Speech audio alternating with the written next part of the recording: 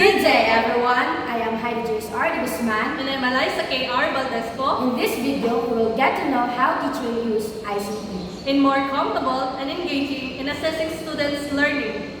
Hello, good day. I am Roniel Idritin from the General Education Department of Bohol and State University, Calabi Campus. The question is, how do you use technology in assessment or education for students?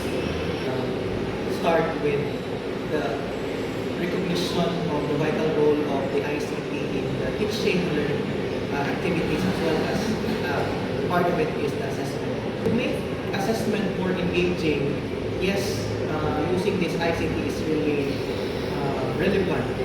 That you are familiar with the use of Kahoot, the use of quizzes.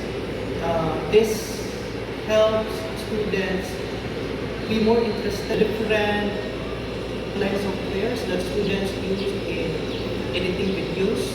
I really find it engaging for students. It's because they explore these different features. How do you ensure students are comfortable with digital assessments?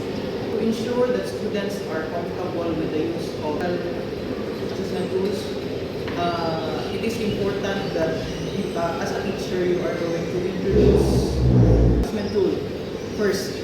The importance and how to use it. It's because it's frustrating for students to undergo assessment with the use of these assessment tools that they are not familiar with.